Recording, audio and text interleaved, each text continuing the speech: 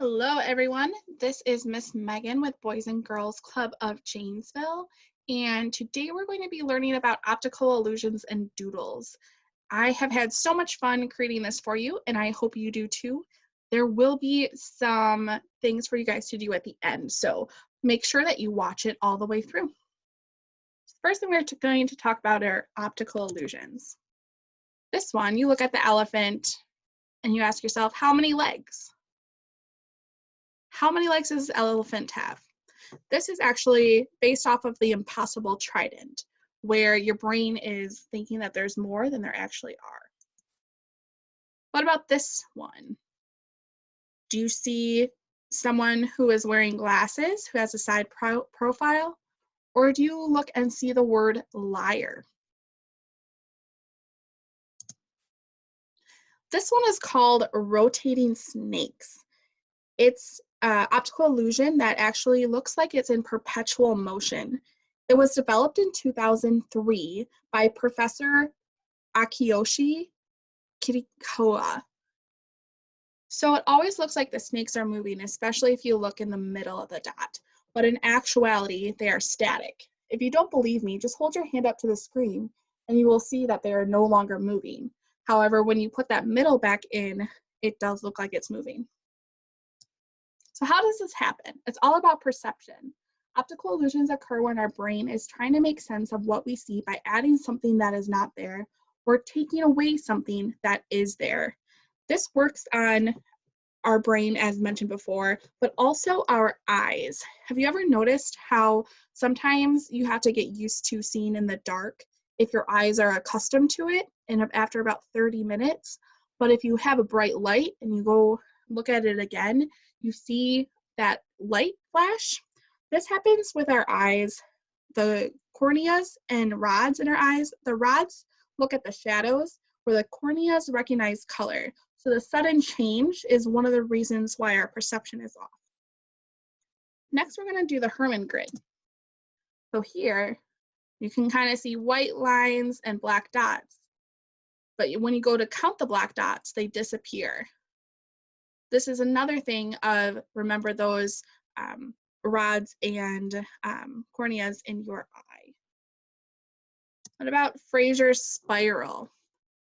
This is called Fraser's spiral. So in actuality, it looks like it's spiraling towards the middle or spiraling out towards the outsides.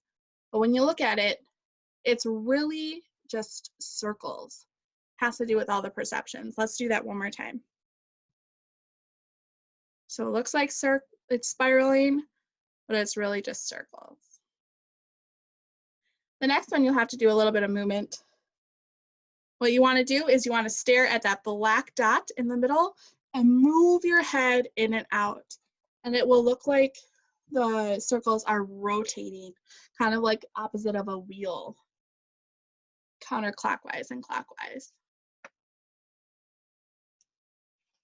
Did you know each year there's a contest for best new illusion? People compete from all over the world. In fact, 2019, the winner was from USA, second winner was from Japan. You can look it up, all the different illusions that come out each year as well. So we've dealt with a lot of shapes. Now we're going to focus on color and how your brain associates color.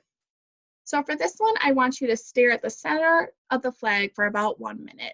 Don't move your eyes. And then we're going to look at an empty white sheet of paper and you'll see the red, white, and blue flag. I'm going to count down to 10 and then I'll go to the next slide and see if you can see the red, white, and blue. So look at the flag. 10, 9, 8, 7, 6, 5, 4, 3, 2, 1. Did you see it? Let's do that again. 5, 4, 3, 2, 1.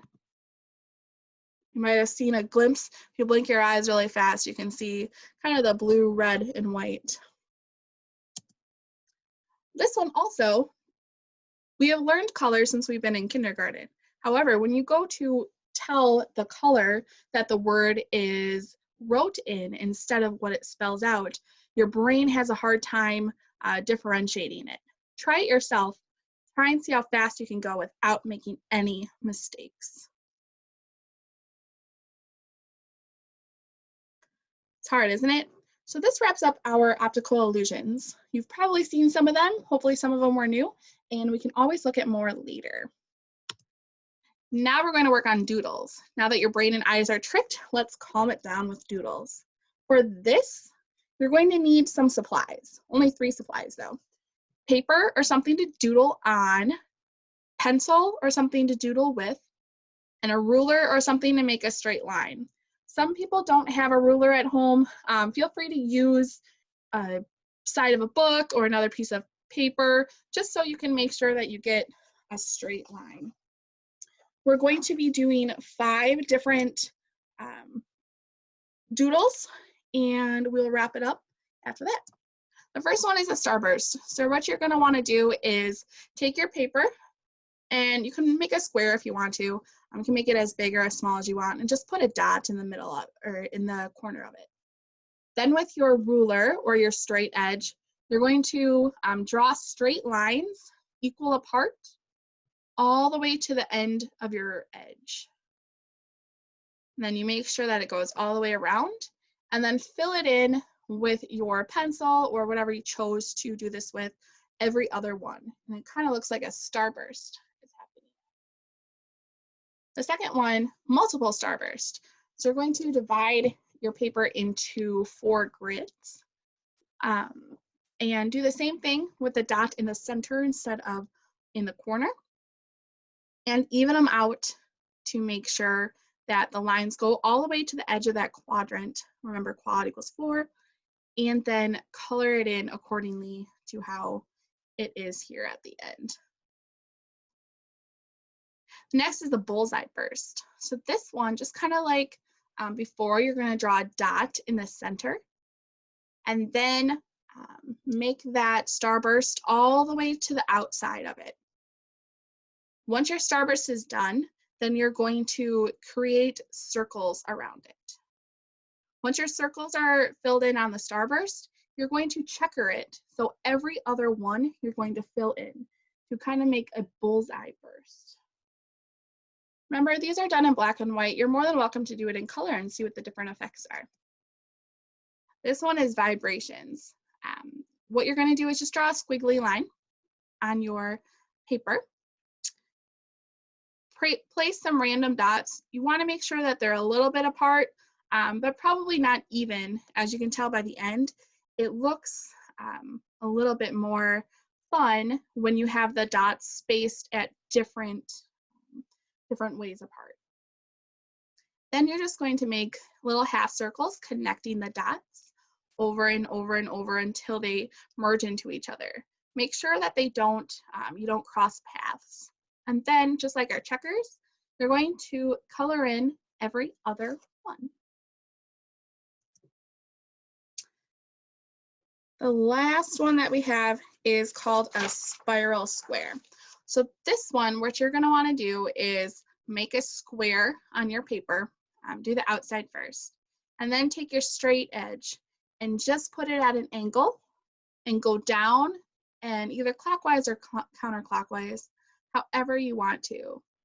And just kind of keep turning your paper and paper until the squares get smaller and smaller and smaller. And then once again, once you have that all done, you color each kind of part a different color. So there's white and then whatever your pencil is. How did you do? If you want to see Miss Megan's creations, join tomorrow's Teen Talk at 4 o'clock. Remember, let me know if you are going to join us. You can send an email to mrebout@bgcjanesville.org, or just check out our Facebook page as well. Thank you for tuning in. If you have any questions, ask them on Facebook at Teen Hawk Territory, and I look forward to seeing you guys all again.